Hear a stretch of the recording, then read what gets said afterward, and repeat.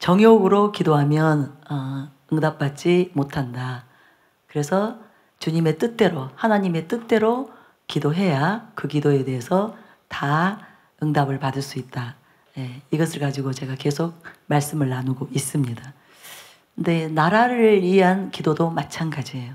그래서 제가 이 시간에는 우리가 지금 나라 때문에 염려되고 걱정되고 그래서 기도하고 있는데 어떤 마음 자세로 기도하는 것이 이 나라를 위한 기도가 응답될 수 있는가. 하나님이 우리가 어떤 마음으로 어떤 자세로 나와서 간절히 기도할 때 하나님께서 그 기도를 기뻐 받으시고 응답하실 수 있는가.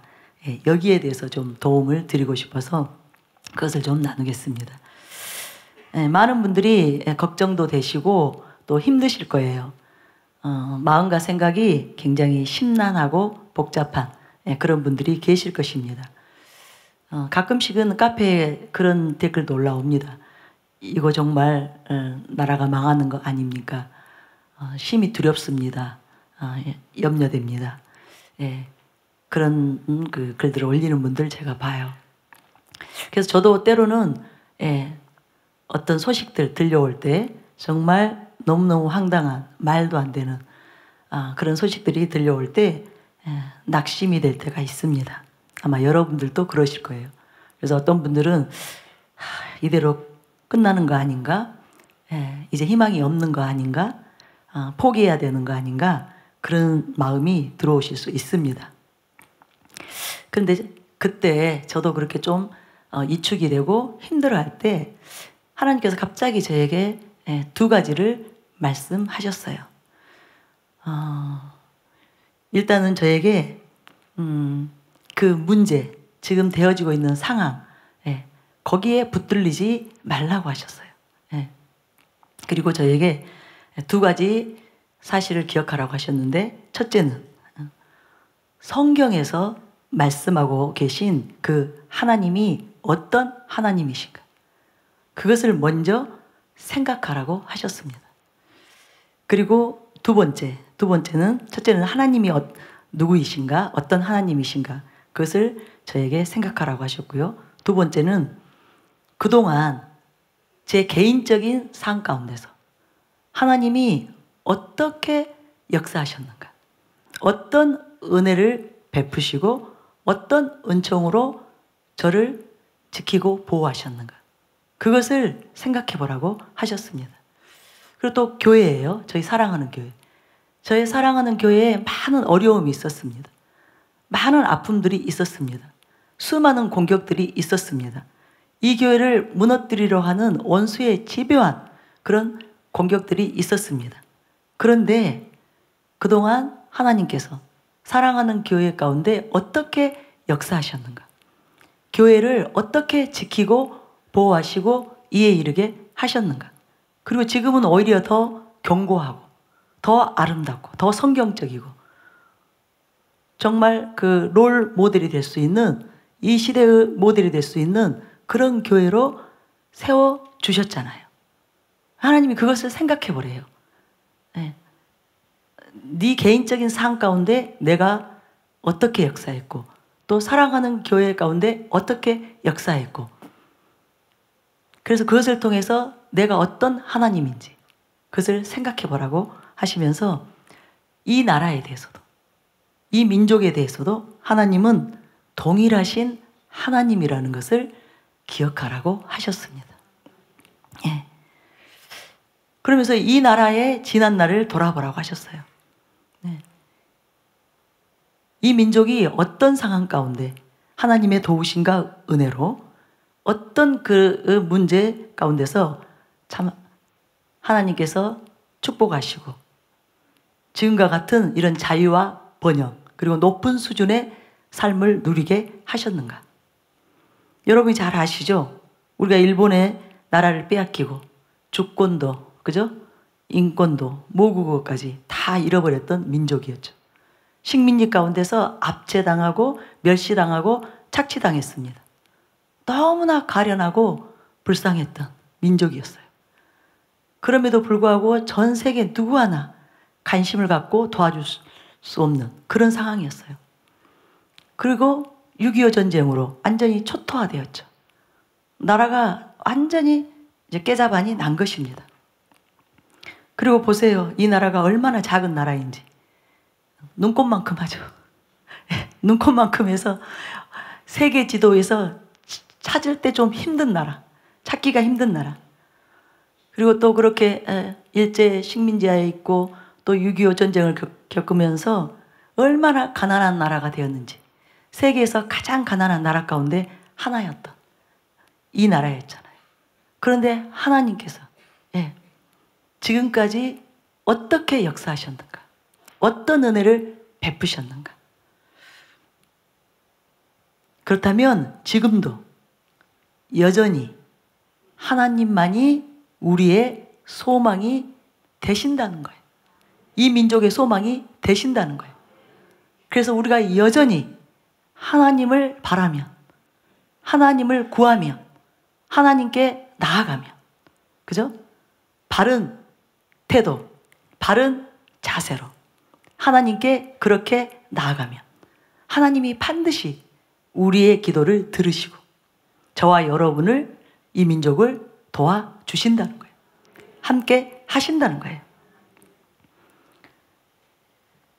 하나님이 어떤 하나님이세요? 자기에게 나아오는 자들, 자기를 의뢰하고 도움을 청하는 자들에게 하나님은 귀를 기울이시는 하나님이십니다. 그 얼굴을 향하시고 귀를 기울이시고 그 기도를 들으시고 응답하시고 역사하시는 하나님이세요. 그래서 이스라엘 민족을 하나님이 그렇게 지키고 보호하셨는데, 이사야 63장 7절에 보면 이사야가 이렇게 말합니다. 내가 여호와께서 우리에게 베푸신 모든 자비와 그의 찬송을 말하며 그의 사랑을 따라 그의 많은 자비를 따라 이스라엘 집에 베푸신 큰 은총을 말하리라. 이렇게 기록된 것처럼 지금 우리가 이 시점에서 하나님이 그동안 우리 민족에게 어떤 자비를 베푸셨는가, 어떤 은총을 베푸셨는가, 그것을 돌아보고 그것을 말하며 그 하나님을 붙잡으라는 거예요. 여전히 그 하나님을 신뢰하고 끝까지 경외하면서 하나님께 나아오라는 것입니다. 절대로 포기하지 말라는 거예요. 두려워하지 말고 염려하지 말고 낙심치 말고. 지금까지 이 민족을 그렇게 수렁에서 건지셨죠. 그죠? 진토 가운데서 건지신 그 하나님이 여전히 살아계시고 그 하나님은 여전히 이 민족을 구원하시기를, 살리시기를 원하시는 하나님이심을 알고 그렇게 하나님께로 나아오라는 것입니다. 그래서 제 생각이 수습이 되었어요. 저도 일시적으로 굉장한 그 두려움이, 불안함이 임했었는데 하나님이 그 말씀을 저에게 들려주시고 제가 정말 저의 개인의 삶을 돌아보고 또 사랑하는 교회의 그 지난날을 돌아보고 또 이 민족의 그 역사를 돌아보면서 제가 마음의 평정, 이 안정된 심령을 다시 얻게 된 것입니다. 그래서 여러분도 빨리 여러분의 마음과 생각을 말씀으로 여러분이 다스리시기 바랍니다. 말씀 안으로, 진리 안으로, 하나님 안으로 들어가시기 바랍니다. 우리가 만약에 지금의 이 상황 가운데서 하나님을 벗어나서 지금의 이 현재 벌어지고 있는 일들, 상황들, 거기에만 계속 몰두하게 되면 큰일 납니다. 우리의 심령이 상해요. 그 베드로후서 2장 7절부터 8절 말씀 보면 이런 말씀이 있습니다. 그 의로운 롯이 소돔성에 있을 때 그 마음이 상했다고 기록되어 있어요. 제가 읽어드릴게요.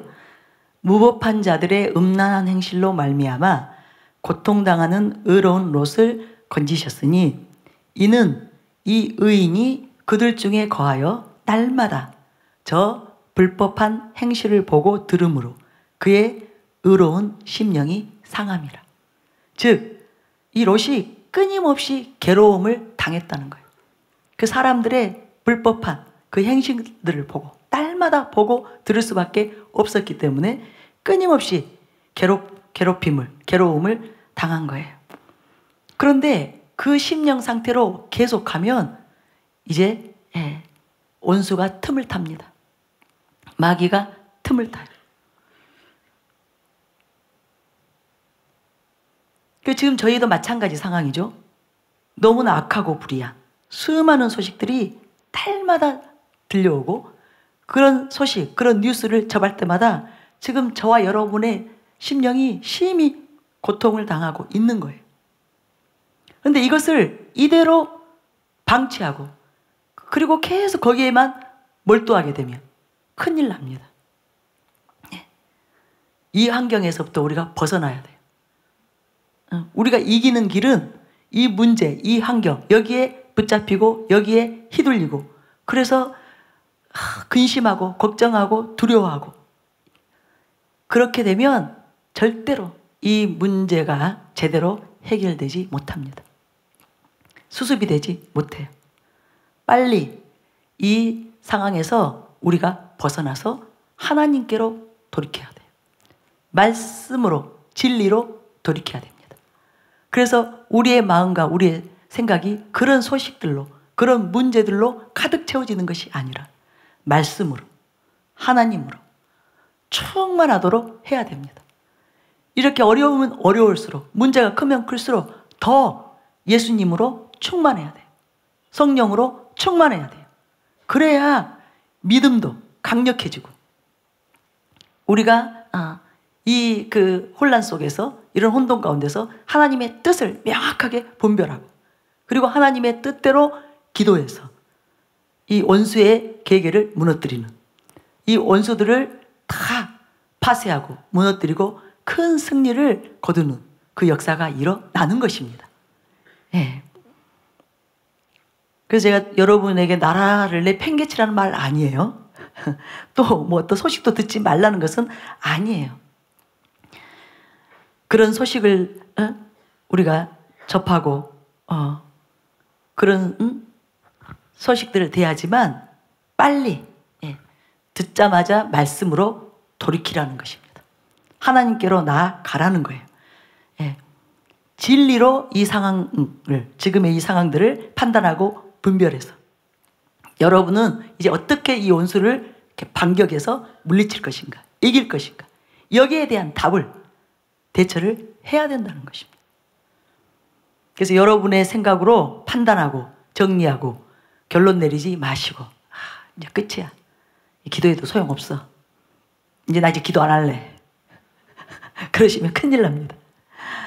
여러분의 생각으로 판단하고 정리하고 결론 내리지 마시고, 말씀과 진리 안에서, 하나님 안에서 지금의 이 모든 상황을 보시기 바랍니다. 즉, 말씀이 말하고 있는 하나님은 어떤 하나님이신가? 성경에서 우리가 발견한 하나님은 어떤 하나님이신가? 그것을 생각해 보면, 오늘 오전에 제가 말씀드린 대로 하나님을 깊이 생각하고 깊이 헤아려 보면 여러분이 거기서 답을 얻게 됩니다. 길을 찾게 됩니다. 소망을 얻게 됩니다. 믿으시기 바랍니다. 그래서 그때 하나님께서 저에게 말씀하신 거예요. 나를 생각해 봐라. 내가 어떤 하나님인가를 생각해 봐라. 그러면서 첫 번째 하신 말씀이, 내가 자비한 하나님인가 무자비한 하나님인가, 그것을 생각해 보라고 하신 거예요. 하나님이 인생들에게 무관심하신 하나님이신가, 인생들을 살피시고 헤아리시는 하나님이신가? 여러분, 하나님 어떤 하나님이세요? 무자비하세요? 자비하십니다. 신명기 4장 31절을 보면, 내 하나님 여호와는 자비하신 하나님이십니다. 그가 너를 버리지 아니하시며 너를 멸하지 아니하시며 내 조상들에게 맹세하신 언약을 잊지 아니하시리라. 오늘 오전에 그 마음이 힘들고 지금 굉장히 그 고통스러우신 분들 나오시라고 했잖아요. 그런 분들도 오늘 이 말씀을 잘 들으시기 바랍니다. 여러분 개인의 삶에도 이 말씀을 잘 적용해 보시기 바랍니다. 하나님은 자비하신 하나님이세요. 에스겔 18장 23절에 보면 주 여호와의 말씀이니라 내가 어찌 악인이 죽는 것을 조금인들 기뻐하랴. 그가 돌이켜 그 길에서 떠나 사는 것을 어찌 기뻐하지 아니하겠느냐.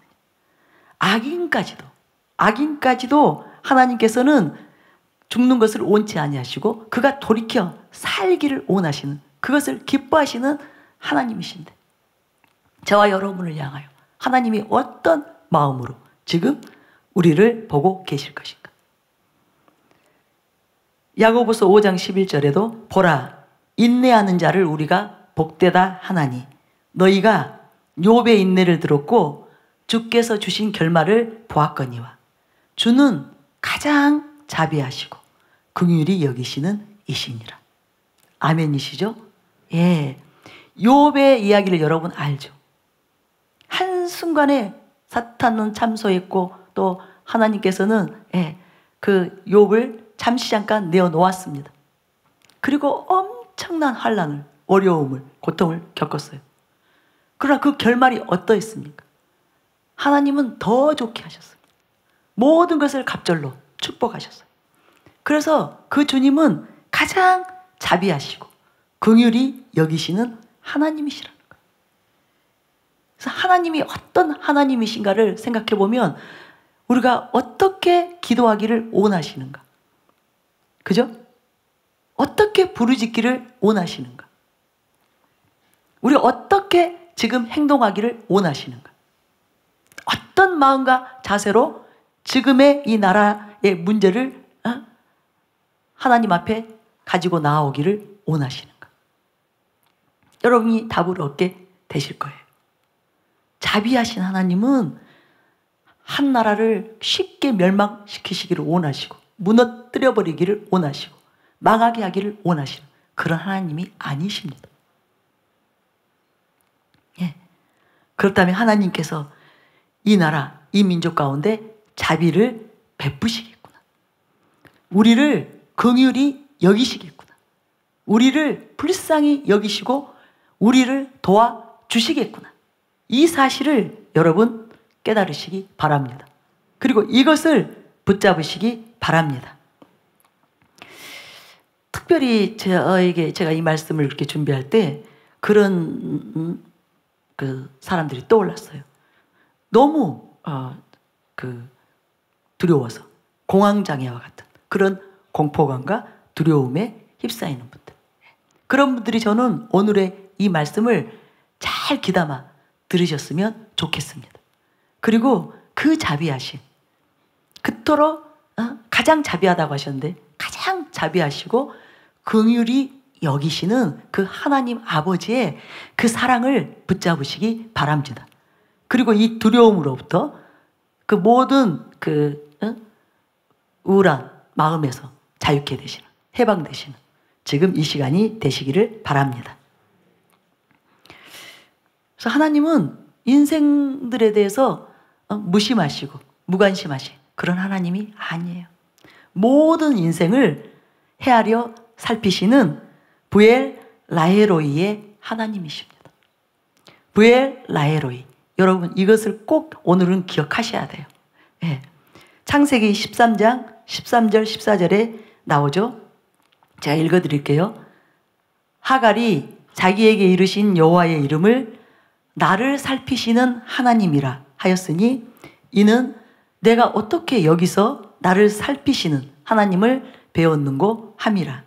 이러므로 그 셈을 부엘 라헤로이라 불렀으며 그것은 가데스와 베렛 사이에 있더라. 예, 이 부엘 라헤로이, 살아계셔서 나를 감찰하시는 분의 우물, 이런 뜻이에요. 여러분이 내용을 잘 아시기 때문에 굳이 설명할 필요 없지만 사라를 피해서 하갈이 도망갔습니다. 하갈이 자기가 임신한 줄 알고 사라를 멸시했죠. 그래서 이제 사라가 하갈을 학대를 한 것입니다. 그냥 도망간 거예요. 그런데 그때 그 하나님이 하갈에게 나타나셔서 하갈을 위로하시고 또 그 앞으로 자녀 아들 이스마엘을 축복하실 것을 말씀하시고 여러 가지 그에게 마음의 위로와 안정과 이제 소망을 주시고 다시 이제 사라에게로 돌아가라. 거기서 살아라. 그렇게 이제 하셨는데 여러분 이 모든 인생들을 헤아려 살피시는 그죠? 돌아보시는 그 하나님을 붙잡으시기 바랍니다. 하갈은 지금 잘하고 그렇게 도망갔던 거 아니에요. 분명히 잘못했어요. 도대체 자기 주제를 모른 거죠. 감히 사라를 멸시하다뇨. 자기는 여종으로서 사라에 의해서 그 아브라함의 이제 아이를 갖게 된 거잖아요. 이스마엘을 갖게 된 거잖아요. 그럼에도 그런 하갈임에도 불구하고 하나님께서 방치하시는 것이 아니라 나 몰라라 하시는 것이 아니라 그죠? 살펴주신 두려움 가운데 있는 아주 불안과 공포 가운데 있는 이 하갈을 살피시는 하나님이시라는 것. 그 하나님을 여러분 지금 붙잡으시기 바랍니다. 지금의 이 문제를 붙잡는 것이 아니라 지금 일어나고 있는 일들을 붙잡는 것이 아니라 지금 진행되고 있는 이 나라의 상황들을 붙잡는 것이 아니라 인생들에 대해서 자비하신 우리들을 헤아리시고 보살피시는 돌보시는 그 하나님을 붙잡으시기 바랍니다. 그리고 여러분이 빨리 그 사랑 안으로 들어가셔야 돼요. 항상 그 사랑 안에 거하고 계셔야 됩니다. 그 사랑을 벗어나면 안 돼요. 그 사랑을 벗어나서 말씀을 벗어나서 여러분이 지금의 이 나라의 문제들을 보게 되면 지금의 이 기가 막힌 현실을 여러분이 자꾸만 부닥치게 되면 큰일 납니다. 그래서 여러분 하나님은 가장 자비하시고 긍휼이 크신 하나님이시다. 그리고 그 하나님은 나를 살피시고 돌보시는 하나님이시다. 인생을 살피시는 하나님이시다. 그렇다면 이 민족도 살피시는 하나님이시다. 하나님이 이 민족을 지금 살피시고 계신다. 우리를 살피시고 계신다. 그것을 여러분 꼭 붙잡으시기 바랍니다. 그런데 여기서 중요한 한 가지를 하나님께서 말씀하시더라고요. 하나님은 이렇게 자비하셔요. 그런데 또한 우리도 자비를 베푸는 자가 되기를 원하십니다. 네. 긍휼히 여기는 자가 긍휼히 여김을 받는 것처럼 다른 사람에게 자비를 베푸는 자가 또 자비를 얻게 되는 것입니다. 그래서 지금 이 시점에서 우리가 하나님의 긍휼이 필요해요. 우리가 하나님의 자비를 지금 필요로 하고 있습니다. 그럴 때 우리 또한 자비로운 자들이 되어야 한다는 이 사실을 꼭 기억하시기 바랍니다. 사람은 심는 대로 거두잖아요. 그래서 여러분이 이때에 정말 하나님께 자비를 그저 덧입기를 바라고 긍휼을 덧입기를 바라고 그냥 이 마음만 가지고 있는 것보다 실제적으로 하나님의 긍휼과 자비가 임하도록 하는 것은 우리가 다른 사람들을 향하여 자비를 베풀고 긍휼을 베푸는 거예요. 누가복음 6장 35절 36절을 보면 오직 너희는 원수를 사랑하고 선대하며 아무것도 바라지 말고 꾸어주라. 그리하면 너희 상이 클 것이요 또 지극히 높으신 이의 아들이 되리니 그는 은혜를 모르는 자와 악한 자에게도 인자하시니라.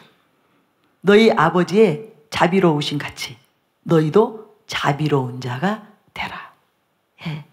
먼저 우리가 우리의 마음이 자비로운 마음으로 바뀌어야 된다는 것. 이것을 여러분 꼭 기억하시기 바랍니다. 하나님은 지금 우리에게 자비를 베푸시기를 원하시면서 또한 무엇을 보고 계실 것인가? 우리 또한 자비로운 마음을 가지고 긍휼의 마음을 가지고 우리가 관계하는 모든 사람들을 향하여 지금 그렇게 선을 행하고 있는지 악을 행하고 있는지 이것을 눈여겨보실 거라고 저는 생각합니다. 그래서 우리가 놓칠 수 있어요. 그저 내가 받기만을. 지금 불안한데 내가 하나님의 자비를 받아야 돼. 긍휼을 입어야 돼. 여기에만 몰두하고 있을 수 있습니다. 그런데 하나님은 그 정직하신 하나님이시죠. 참되신 하나님이세요. 그래서 무엇이든지 심는 대로 거두게 하는, 자기가 행한 대로, 선악간에 행한 대로 심판하시는 하나님이세요. 보응하시는 하나님이세요. 그렇다면 우리가 긍휼과 자비의 삶을 살기를 원하신다는 거예요. 그래서 이번 기회에 저는 저와 여러분이 하나님 아버지의 그 자비로운 마음이, 그 긍휼의 마음이 충만하게 임하기를 원합니다. 그래서 생각하고 주변의 사람들을 대하기를 원합니다.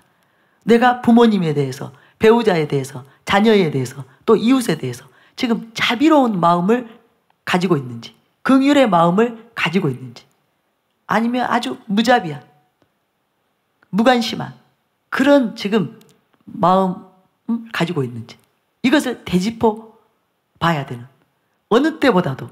그래서 우리에게 자비가 필요하기 때문에 어느 때보다도 우리 수많은 사람들에게 자비를 베푸는 그런 삶을 살아야 되는구나. 그런 생각이 저에게 들어왔어요. 여러분 꼭 그것을 기억하시기 바랍니다. 너희 아버지의 자비로우신 같이 너희도 자비로운 자가 되라. 이것이 주님의 명령입니다.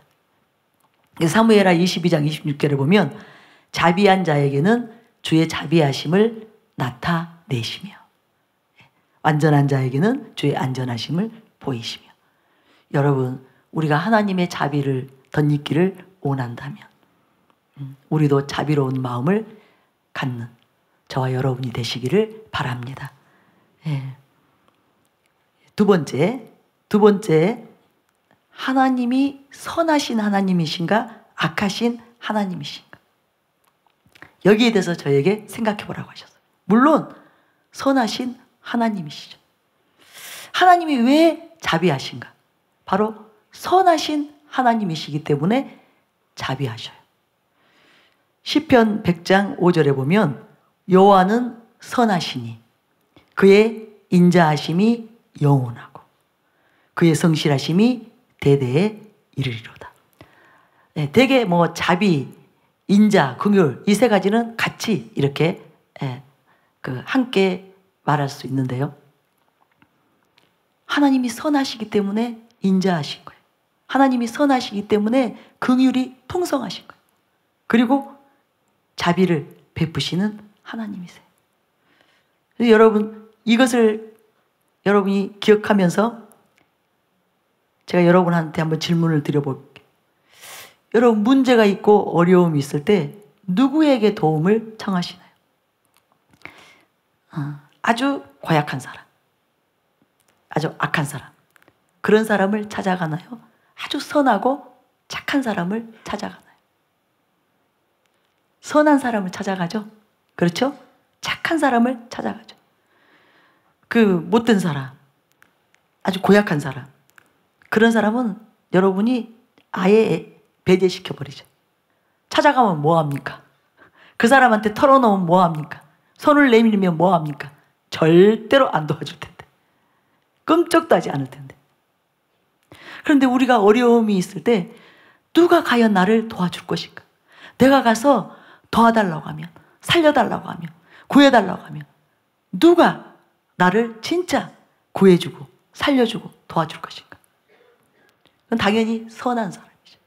착하고 선한 사람, 그런 사람을 찾아가야 실제적으로 도움을 얻는 것처럼 우리가 이때일수록 선하신 하나님께 나아가야 복을 얻게 되는 것입니다. 시편 34장 8절에 너희는 여호와의 선하심을 맛보아 알지어다. 그에게 피하는 자는 복이 있도다. 여러분, 이렇게 어려움이 있을 때 하나님께 나아가서 하나님의 도움을 힘입어 보세요. 하나님을 경험해 보세요. 그것이 바로 하나님의 선하심을 맛보는 거예요. 맛보아 알게 되는 거예요. 그런데 그에게 피하는 자는 복이 있도다. 즉 그는 구원을 얻는다는 거예요. 그는 문제 해결을 받는다는 거예요. 그는 살리심을 받는다는 거예요. 왜? 하나님은 선하시기 때문에. 반드시 그렇게 도와주세요. 살려주세요. 자기에게 나아오는, 자기에게 피하는 그 사람들은 반드시 구원하시고 살리시기 때문에. 힘과 능력이 되어주시고 도움이 되어 주시고 피난처가 되어 주시기 때문에 하나님의 그 선하심을 맛보아 알게 되는 것입니다. 그래서 저는 이런 기회들이 있는 거, 이것이 꼭 우리에게 해가 되는 것은 아니에요. 위기 가운데 들어가는 것, 그것이 꼭 우리에게 손해만 되는 것은 아닙니다. 그때 우리가 만약에 바르게만 반응한다면, 성경대로 진리대로만 반응한다면, 그래서 하나님만을 의지하고 간절히 하나님께 나아가서 하나님의 도움을 잊게 되면, 그 선하심을 맛보게 되면 당연히 문제 해결 받을 뿐만 아니라 하나님을 알게 되는, 하나님을 깊이 알게 되는, 하나님을 얻게 되는, 그리고 하나님을 사모하게 되고 하나님을 앙망하게 되기 때문에 하나님의 영광으로 덧입혀지는 그 놀라운 은혜의 기회이기도 합니다. 여러분 그것을 믿으시기 바랍니다. 무조건 위기가, 문제가, 어려움이 나쁜 거 아니에요. 하나님은 모든 것을 합력하여 선을 이루시는 하나님이시잖아요. 문제는 우리가 바른 마음 자세, 바른 행동, 바른 반응, 그렇죠? 바르게 대처하는, 이것이 중요해요. 그래서 하나님께서는 지금 저와 여러분에게 지금 나라가 너무너무 힘들고 어렵고 정말 심각한 문제 가운데 있느냐? 하나님은 지금 이 상황을 정말 큰일 났다, 정말 어떻게 하지? 하고 염려하고 걱정하고 계시는 것이 아니라 하나님은 아마 웃으시면서 저와 여러분에게 이렇게 응원하고 계실 거예요. 이 기회를 통해서 너희들이 정말 이제는 나를 제대로 알아야 된다. 말씀과 진리에 굳게 서야 된다. 그 말씀대로, 진리대로 그대로 순종하는 것이 결국은 나의 살 길이요, 이 민족의 살 길이요, 세계 열방의 살 길임을 너희들이 경험하게 될 것이다. 그래서 하나님은 우리가 말씀으로 들어오기를, 말씀 안으로 들어오기를, 하나님 안으로 들어오기를, 진리 안으로 들어오기를, 그렇게 지금 저와 여러분을 위해서 예수님도 중보하시고 성령님도 중보하면서 그렇게 지금 저와 여러분에게 응원하고 계신다는 것을 믿으시기 바랍니다. 그래서 걱정하고 있을 일이 아니에요. 지금 두려워하고 있을 일이 아니에요. 오히려 이 위기가 기회가 되도록, 이것을 통해서 크신 하나님을 경험하도록 여러분이 정말 실제적으로 말씀대로 간절히 나라를 위해서 기도하며 나아가시기 바랍니다. 하나님께 피하시기 바랍니다. 하나님만 의지하시기 바랍니다. 그럴 때 놀라운 일이 일어날 것입니다. 그러면 하나님이 이렇게 선하신데 악을 미워하시고 선을 기뻐하시는 하나님이신데 하나님이 누구의 편이 되시겠는가? 즉 악한 자의 편이시겠는가? 선한 자의 편이시겠는가? 당연히 선한 자의 편이시죠. 성경에는 그와 관련된 수많은 말씀들이 있는데 특별히 욥기에 이제 많이 나오는데요. 욥기 8장 20절에 보면 하나님은 순전한 사람을 버리지 아니하시고 악한 자를 붙들어 주지 아니하심으로. 그 욥의 세 친구들이 막 이제 많은 말들을 하죠. 그들은 이제 그런 말들을 욥에게 적용을 했기 때문에 그는 욥에게는 맞지 않았지만 그 내용 자체는 진리입니다. 네. 하나님은 순전한 사람을 버리지 아니하신다고 했어요. 그리고 악한 자를 붙들어 주지 아니하심으로. 하나님이 악한 자를 막 붙들어 주실까요? 도와주실까요? 힘을 주실까요? 절대로 그렇지 않습니다. 여러분 욥기 11장 11절에 이런 말씀이 있어요. 하나님은 허망한 사람을 아시나니 악한 일은 상관하지 않으시는 듯 하나 다 보시느니라. 이거 정말 무서운 말이에요. 하나님은 악한 일에 대해서 상관하지 않으시는 것처럼 보이는데 다 보시느니라. 어느 날 이 사람들은 다 쓸림을 받게 될 것입니다. 하나님의 심판의 날이 임하면 이들은 찾을래야 찾을 수 없는 그날이 올 것입니다. 여러분 그것을 믿으시기 바랍니다. 제가 어느 날 요즘 워낙 시국이 이렇게 지금 정말 이상한 방향으로 지금 가고 있잖아요. 그러다 보니까 이제 나라에 대해서 걱정을 많이 하죠. 또 이 정부가 하고 있는 일에 대해서 때로는 아주 악한 일들, 불의한 일들 여기에 대해서 이제 저희들이 이렇게 나누면서 이렇게 식사를 하고 있는데 갑자기 불쑥 하나님이 저에게 말씀하시는 거예요. 너무나 선명하게. 내가 다 알고 있다. 내가 다 보고 있다. 가끔씩 하나님이 제가 어떤 사람들과 이렇게 대하고 있을 때 확 끼어드세요. 치고 들어오세요. 하나님께서 막 이제 그런 상황이죠. 때로는 너무 이제 하나님이 안타까우실 때. 하나님께서 뭔가 지금 긴급하다고 느끼셨을 때, 뭐 저희가 너무 걱정한달지 예를 들면 지금 뭔가 우리가 잘못 생각하고 있달지 저희가 잘못 생각하고 판단하고 있달지 그럴 때는 하나님께서 갑자기 끼어드세요. 저는 그런 말씀을 참 많이 들어요. 갑자기 순간적으로 불쑥 저에게 이렇다 저렇다 그렇게 말씀하세요. 그리고 그런 일들에 대해서는 하나님 반드시 책임지셨어요. 하나님이 그렇게 불쑥 던지시는 말씀에 대해서 항상 그것이 하나님의 그 실제적인 그 하나님이 하신 말씀이었을 뿐만 아니라 반드시 그대로 그 말씀대로 행하시는 하나님이심 나타내셨어요. 그런데 그날 그렇게 얘기하시는 거예요. 내가 다 알고 있다. 내가 다 보고 있다. 무슨 말이에요? 악한 일은 상관하지 않으시는 듯 하나 다 보시는 일. 진짜 지금 불의하고 악한 자들이 지금 활개치는데 하나님이 아니시면 정말 절망이에요. 정말 절망입니다.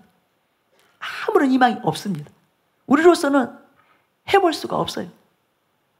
그 사람들을 물리칠 수 없어요. 이 문제를 수습할 수 없어요. 그런데 하나님이 계십니다. 불꽃 같은 눈으로 감찰하고 계십니다. 하갈을 그렇게 감찰하여 살피시고 보셨던 것처럼 악한 자들이 하는 모든 악행에 대해서 하나님이 다 알고 계시고 보고 계십니다. 여러분 이 하나님을 여러분이 붙잡으시고 절대로 낙심하지 마세요. 포기하지 마세요.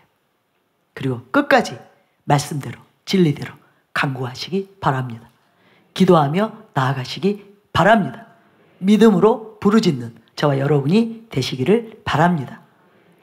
그래서 욥기 20장 5절에도 보면 악인이 이긴다는 자랑도 잠시요 경건하지 못한 자의 즐거움도 잠깐이라. 지금 악인이 이기는 것 같아요. 그리고 저들이 잘 나가는 것 같아요. 그리고 저들에게는 기쁨이 충만하고 즐거움이 넘쳐나는 것 같아요. 그러나 모든 것이 뭐예요? 잠시요 잠깐이니라. 진짜입니다. 성경에 많은 이것이 입증되는 많은 사실들이 있고요. 기록되어 있고요. 저는 삶 속에서도 수없이 봤습니다. 정말 지금 현재 악인이 승승장구하고 있고 그가 이겨서 승리로 정말 기쁨으로 즐거움으로 가득 차 있는. 그런데 나는 어쩐지 패배한 것 같고 나는 사람들이 알아주지도 않고 인정하지도 않고 내가 하는 모든 거 지금 나는 점점 그렇게 작아지고 내려가고 내리막길로 치닫고 있는. 그러나 여러분이, 제가 지난주에도 말씀드렸죠. 만약에 하나님의 뜻대로 살고 있다면, 여러분이 양심적으로 착하고 진실하게 살고 있다면, 하나님의 그 말씀을 붙잡고 말씀에 순종하는 삶을 살고 있다면 어느 날 이것이 완전히 바뀝니다. 그날이 반드시 옵니다. 악인이 이긴다는 그 자랑도 잠시요, 경건하지 못한 자의 즐거움도 잠깐이니라. 예. 더 무서운 말씀은요, 욥기 21장 30절에 보면 악인은 재난의 날을 위하여 남겨둔 바 되었고 진노의 날을 향하여 끌려가느니라. 참 무서운 말씀이에요. 하나님이 의로우시고 의로우신 재판장이 되시고 심판주가 되시기 때문에 이 일들이 일어나는 거예요. 반드시 하나님은 선악간 행한 대로 보응하시는 하나님이십니다. 그래서 악인이 장수하며 잘 나가는 것 같을지라도 여러분 절대로 낙심하지 마세요. 예. 끝났다고 하지 마세요. 우리가 패했다고 하지 마세요. 하나님께 원망하고 불평하지 마시기 바랍니다. 예. 끝까지 가봐야 돼요.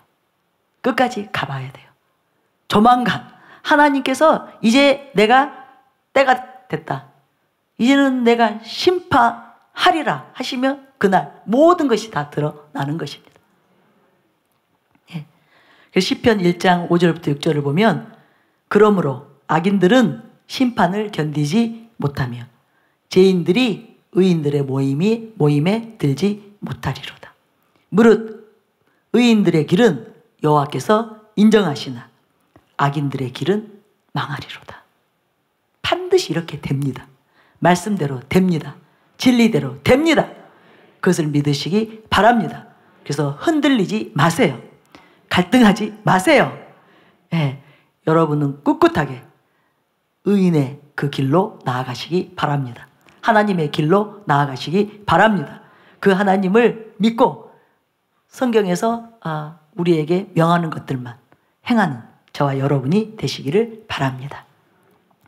예, 제가 그런 일들, 악인들이 결국은 하나님의 심판을 받고 망하는 일들을 저는 참 많이 봤어요. 물론 하나님은 오래 기다리시더라고요. 악인들이 잘못했을 때 그냥 즉각 심판하시는 것이 아니에요. 아까 말씀드린 대로 자비하신 하나님.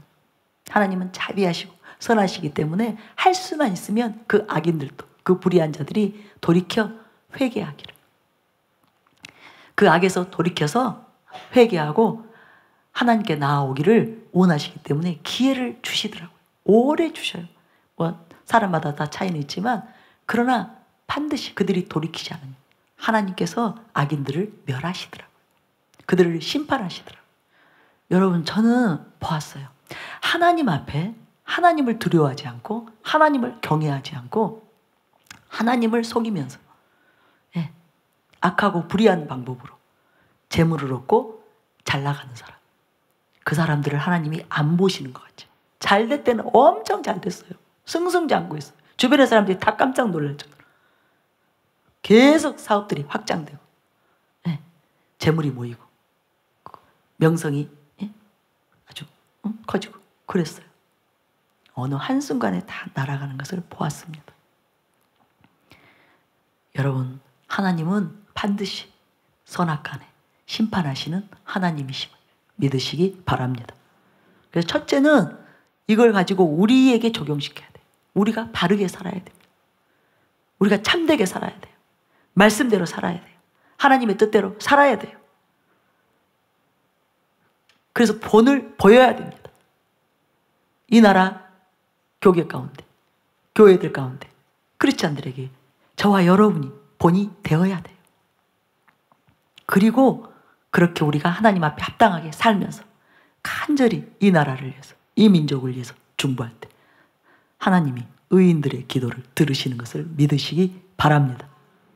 우리의 기도에 귀를 기울이시고 응답하시고 하나님께서 역사하신다는 것을 꼭 믿으시기 바랍니다. 그래서 여러분, 선한 삶을 사시기 바랍니다. 선하게 사시기 바랍니다. 악을 버리시기 바랍니다. 악은 모양이라도 버리시기 바랍니다. 우리가 선한 삶을 살아야 하나님이 우리 편이 되시는 거예요. 선한 자의 편이 되시는 거예요. 우리는 악을 행하면서 하나님께 내 편 되어주세요. 나 도와주세요. 나 잘되게 해주세요. 내 길을 열어주세요. 소용없습니다. 예. 그 일에는 관심 없습니다. 하나님이 그런 사람의 기도에는 관심 없습니다. 여러분이 정말 제대로 하나님과 함께 동역하기를 원하신다면, 이 나라를 살리기를 원하신다면, 열방을 살리기를 원하신다면 우리가 선한 삶을 살아야 됩니다. 선한 자로서 선을 행하는, 하나님이 기뻐하시는 그 삶을 살게 되시기를 바랍니다. 그렇게 결단하시기 바랍니다. 그럴 때 놀라운 하나님의 역사하심이 있을 것입니다. 예, 하나님께서 저희들의 기도를 들으실 것입니다. 예. 세 번째는 무슨 말씀하셨냐면, 하나님은 문제가 있을 때 염려하고 걱정하기를 원하시는 하나님이신가? 아니면 두려워하지 않고 놀라지 않고 믿음으로 담대하게 자신에게 나아오기를 원하시는 하나님이신가? 그걸 생각해 보라는 거예요. 우리가 지금 염려하고 걱정하고 두려워하기를 원하시는 하나님이 아니십니다. 두려워하지 않기를, 놀라지 않기를, 그리고 믿음으로 담대하게 하나님께 나아오기를 원하시는 하나님이세요. 하나님께서 창세기 15장 1절에 아브라함에게 이렇게 말하죠. 이후에 여호와의 말씀이 환상 중에 아브라함에게 임하여 이르시되, 아브라함아 두려워하지 말라. 나는 내 방패요 너의 지극히 큰 상급이니라. 하나님 우리가 두려워하는 거 원치 않으십니다. 또 창세기 21장 17절에 보면 하갈의 이야기가 또 나오는데요. 하나님이 그 어린 아이의 소리를 들으셨으므로 하나님의 사자가 하늘에서부터 하갈을 불러 이르시되, 하갈아 무슨 일이냐? 두려워하지 말라. 하나님이 저기 있는 아이의 소리를 들으셨나니. 하나님이 얼마나 자비하신가. 이 하갈이 두려움 가운데 있을 때마다 항상 오셔서 나타나셔서 살펴주시고 말씀하시는데 두려워하지 말라는 거예요. 제가 아까 말씀드린 대로 지금의 이 나라의 상황 가운데 만약에 하나님이 안 계신다면 우리가 당연히 두렵고 또 무서울 것입니다. 그런데 하나님이 계세요. 제가 아까 말씀드린 대로 선하고 자비하신 하나님이 계십니다. 그래서 두려운 마음을 물리치셔야 돼요. 두렵고 걱정되고 막 불안한 그 마음을 여러분이 반드시 떨쳐내시기 바랍니다. 그것은 하나님의 뜻이 아닙니다. 망하면 어떡해? 나라가 공산화 되면 어떡해? 우리의 살 길이 이제 힘들어지면 어떡해? 신앙생활 못하게 되면 어떡해? 그런 두려움에 사로잡혀 있는 것이 아니라 우리가 여기에서 벗어나서 담대함으로 하나님께 나아오기를 원하십니다. 평강 가운데 아버지께 나아오기를 원하십니다. 그것을 믿으시기 바랍니다. 여호수아 1장 9절에 보면 여호수아에게 말씀하시죠. 내가 내게 명령한 것이 아니냐? 강하고 담대하라. 두려워하지 말며 놀라지 말라. 네가 어디로 가든지 내 하나님 여호와가 너와 함께 하느니라. 아멘. 예. 또 이사야 41장 8절부터 13절에 그러나 나의 종 너 이스라엘아, 내가 택한 야곱아, 나의 벗 아브라함의 자손아. 여기다 여러분 이름을 대시기 바랍니다. 여러분의 이름으로 대입하세요. 내가 땅 끝에서부터 너를 붙들며 땅 모퉁이에서부터 너를 부르고 내게 이르기를 너는 나의 종이라. 내가 너를 택하고 싫어하여 버리지 아니하였다 하였노라. 두려워하지 말라. 내가 너와 함께함이라. 놀라지 말라. 나는 내 하나님이 됨이라. 내가 너를 굳세게 하리라. 참으로 너를 도와주리라. 참으로 나의 의로운 오른손으로 너를 붙들리라. 지금 저와 여러분에게 주시는 말씀입니다. 보라, 내게 노하던 자들이 수치와 욕을 당할 것이요 너와 다투는 자들이 아무것도 아닌 것 같이 될 것이며 멸망할 것이라. 내가 찾아도 너와 싸우던 자들을 만나지 못할 것이요 너를 치는 자들은 아무것도 아닌 것 같고 허무한 것 같이 되리니 이는 나 여호와 너의 하나님이 내 오른손을 붙들고 내게 이르기를 두려워하지 말라. 내가 너를 도우리라 할 것임이니라. 여러분 지금 이때는 이 말씀을 붙잡으셔야 됩니다. 두려워할 것이 아니라 염려할 것이 아니라 하나님께 나아오기를 원하시는 믿음으로 하나님을 의지하기를 원하시는 그 하나님께 나아갈 때이에요. 오히려 더욱 하나님을 의지할 때이지 두려워하고 있을 때가 아닙니다. 염려하고 근심하고 있을 때가 아닙니다. 하나님을 생각함으로 하나님을 의지하심으로 여러분 두려움에서 자유케 되시기 바랍니다. 염려로부터 자유케 되시기 바랍니다. 여러분 개인의 문제도 마찬가지입니다. 우리가 잘못 살았을 수 있어요. 우리가 또 범죄 가운데서 또 그동안 악을 행했을 수도 있습니다. 그래서 지금 현재 아주 어려운 상황, 어려운 문제 가운데 둘러싸여 있을 수 있어요. 그러나 하나님은 그것을 계속 보시고 그것을 계속 기억하시고 그래서 즉시 심판하시고 즉시 멸하시고 그런 하나님이 아니십니다. 여러분이 빨리 잘못된 것들이 있다면 거기서 돌이키시기를, 잘못된 길로 갔다면, 어긋난 길로 갔다면 바른 길로 나오기를, 하나님께로 나오기를 회개하고 돌이켜서 이제는 하나님의 말씀대로 살기를, 바르게 살기를, 선하게 살기를, 의롭게 살기를 원하시는 하나님이세요. 그래서 이 순간 회개하고 돌이키고 여러분이 은혜를 구하시면 됩니다. 주님께 은혜를 구하시면 됩니다. 성령님께 은혜를 구하시면 됩니다. 오전 말씀대로 이제 말씀과 기도로 하나님께 나아가시면 됩니다. 오늘부터 시작하면 되는 거예요. 모든 문제가 다 해결되는 것입니다. 하나님이 자비하시기 때문에, 그 하나님이 전능하신 능력의 하나님이시기 때문에, 하나님으로 능히 하실 수 있기 때문에 반드시 우리가 하나님만을 의지한다면, 하나님을 기쁘시게 한다면, 하나님을 경외하는 그 삶을 우리가 산다면 하나님께서 도와주십니다. 붙들어 주십니다. 능력을 행해 주십니다. 문제를 해결해 주십니다. 구원해 주십니다. 그것을 믿으시기 바랍니다. 나라의 문제도 마찬가지입니다. 결국은 저와 여러분에게 달려 있습니다. 저와 여러분이 이제 두려움이나 염려에 휩싸이는 것이 아니라 불신으로 인해서 믿음을 파산시키는 것이 아니라 믿음으로 하나님께 끝까지 나아가면 오늘 제가 말씀드린 대로 자비하신 하나님께서, 긍휼이 크신 하나님께서, 선하신 하나님께서, 또 우리가 믿음으로 나아오기를 원하시는 하나님께서 반드시 우리를 도우실 것입니다. 이 나라 가운데 임하실 것입니다. 역사하실 것입니다. 고쳐주실 것입니다.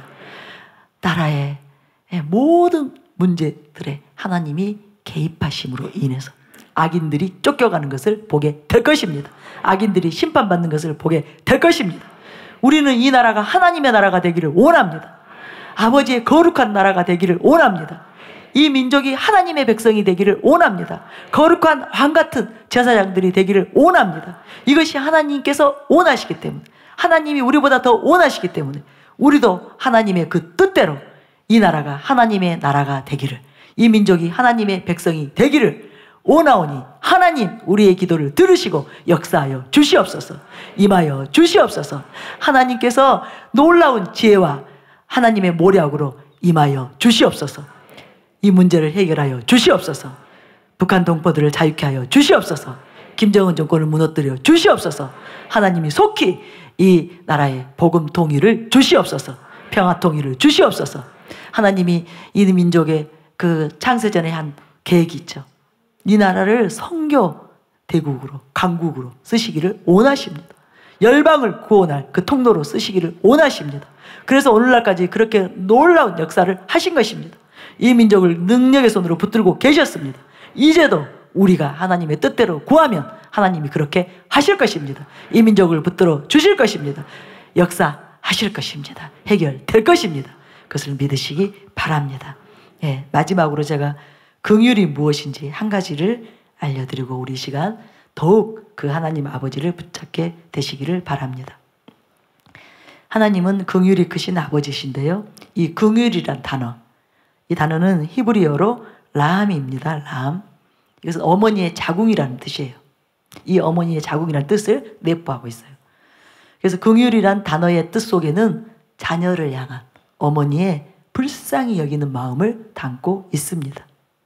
그래서 이 긍휼이 또 헬라어로 사용될 때는 창자가 끊어지는 듯하다. 이 뜻을 가지고 있어요. 긍휼이란 고통 중에 있는 사람을 마치 창자가 끊어지는 듯한 마음으로 함께 아파하는 것. 그토록 불쌍히 여기는 것. 이것이 하나님의 긍휼입니다. 여러분, 하나님은 긍휼의 하나님이십니다. 저와 여러분이 지금 고통하고 있고 지금 아파하고 있고 신음하고 있는데 이 일에 대해서 무심하지 않습니다. 절대로 무심하지 않습니다. 여러분, 하나님께서 반드시 창자가 끊어지는 듯한 그 마음, 이 마음으로 함께 여러분의 아픔, 여러분의 고통, 여러분의 문제를 하나님께서 끌어안고 계시는 것을 믿으시기 바랍니다. 그래서 우리가 하나님을 의지한다면, 그 긍휼한 아버지의 마음 안으로만 들어간다면, 그 사랑 안으로만 들어간다면 반드시 하나님께서 도우십니다. 여러분의 문제 해결됩니다. 여러분의 고통 끝나게 됩니다. 여러분의 괴로움 곧 그것이 행복으로 바뀌게 될 것입니다. 오늘 오전에 말씀드렸죠. 하나님께서 지금 현재 고통하고 있는 특별히 가장들, 지금 나라 경제도 어렵고 모든 것이 어렵습니다. 그래서 무거운 책임을 지고 가정을 책임지고 자녀들을 책임지고, 그러나 뜻하는 대로 원하는 대로 문제들이 풀리지 않아서 그래서 고통하고 있는 그분들을 하나님께서 창자가 끊어지는 듯한 그 고통으로 그분들을 만지시기를 원하시고 위로해 주시기를 원하시고, 그분들에게 힘을 주시고 능력을 주시고 지혜를 주셔서 그분들을 일으켜 세워주시기를 원하시는 그 긍휼의 마음, 그 마음이 오늘 이 토요일에는 임해 있습니다. 이곳에 임해 있습니다. 우리들에게 임해 있습니다. 그 긍휼을 붙잡으시기 바랍니다. 아버지의 이 사랑을 붙잡으시기 바랍니다. 그래서 이 시간 여러분이 개인의 문제든 여러 가지 또 다른 어떤 가정의 문제든 또 그런 특별한 문제가 없는 분들 나라를 위해서 이 시간 같이 기도하며 나아가겠습니다.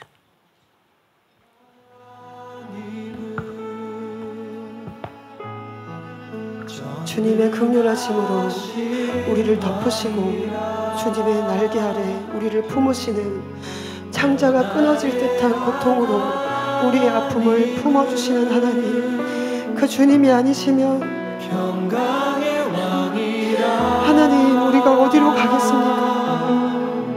주님이 다 아시기에, 다 들으시고 다 보시기에 이 땅이 아무리 어두워도, 이 땅에 아무리 문제가 있어도 소망이 있습니다. 교육자님들, 안수사자분들 빨리 한번 안수사님을 숨겨주시기 바랍니다. 오늘도 주님의 자비하심 앞에 엎드립니다. 긍휼의 마음, 하나님 아버지의 긍휼의 마음, 우리 성도님들 한 분 한 분 안아주시기 바랍니다.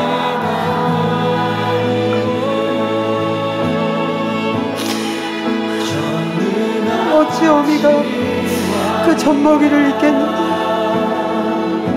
혹여 잊을지 나는 너희를 잊을 수 없고 나는 너희를 잊지 않으리. 나의 사랑을 끊을 수 없으리라.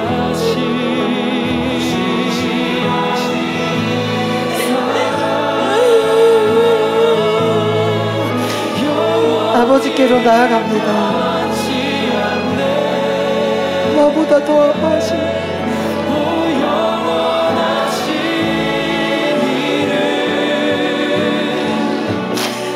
아버지께로 나아갑니다.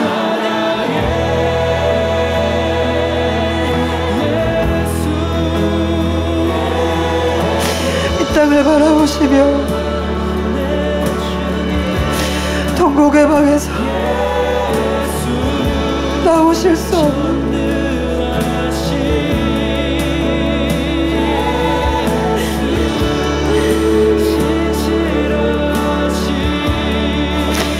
주님 앞으로 갑니다.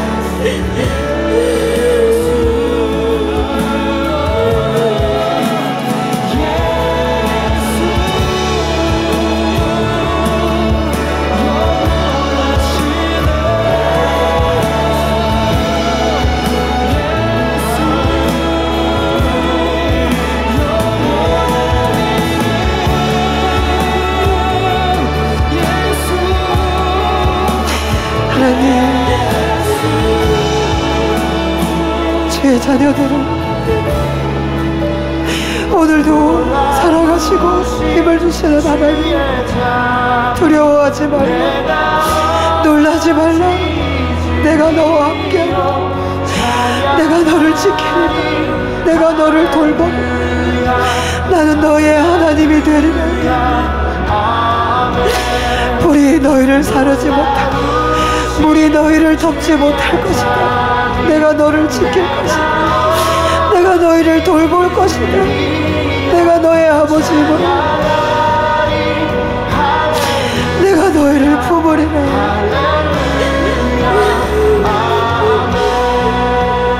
주님의 자비하심이 이곳에 강같이 흐르고 있습니다. 주의 자비의 강이 이곳에 강같이 흐르고 있습니다. 주의 긍휼의 눈물이 이곳에 강같이 흐르고 있습니다. 그 속에 우리를 씻으시고 회복시키십니다. 우리의 상처를 싸매주십니다. 주의 눈물이 이곳에 흐르고 있습니다. 주의 긍휼의 강이 이곳에 흐르고 있습니다. 주님의 자비의 강이 이곳에 흐르고 있습니다. 우리를 덮고 싸매십니다. 나에게로 나오라. 너희의 상처를 나에게 보이라. 내가 싸매리라. 내가 덮으리라. 나의 보혈로 너희를 회복시키리라. 주님의 긍휼하심이, 주님의 자비하심이, 그 선하심이 이곳에 흐르고 있습니다. 아버지, 나를 살리소서.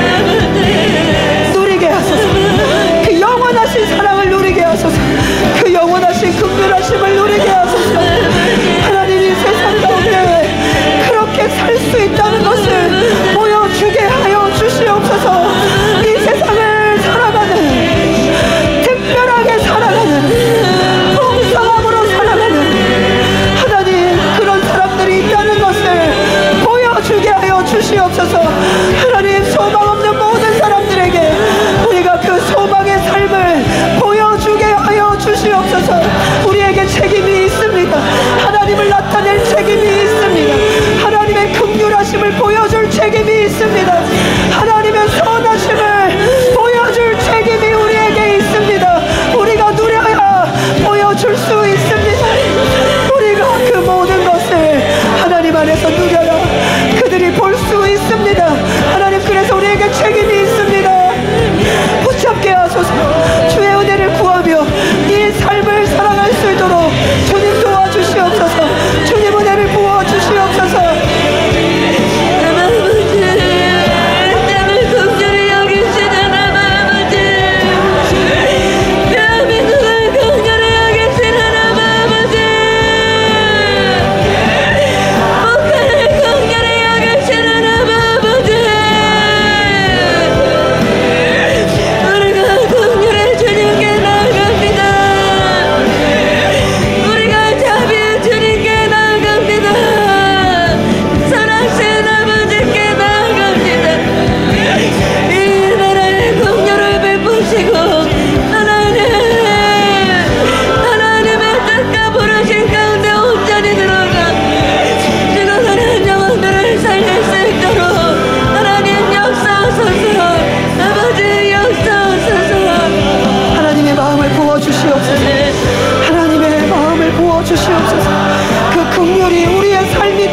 주시옵소서.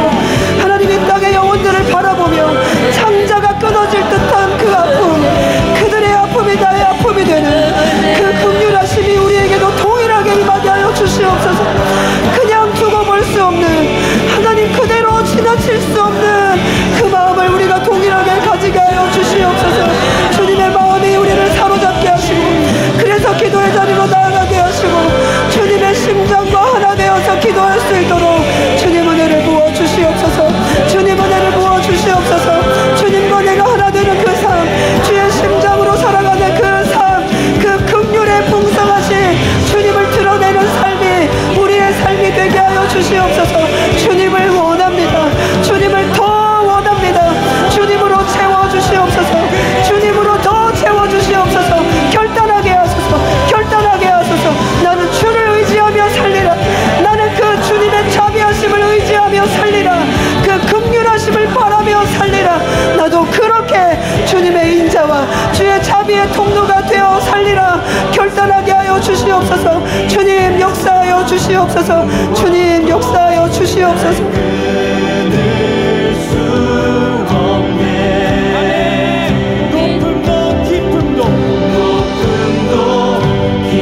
주님께 찬양하며 나아가기 원합니다.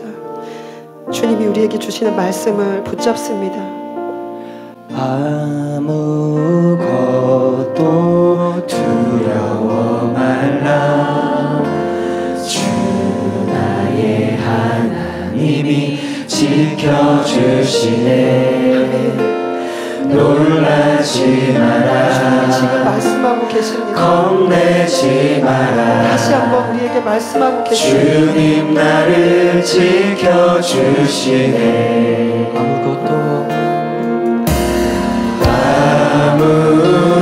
아무것도 두려워 말라. 주 나의 하나님이 지켜주시네. 놀라지 마라. 주님이 주시는 음성으로 들으십시오. 겁내지 마라. 주님 나를 지켜주시네.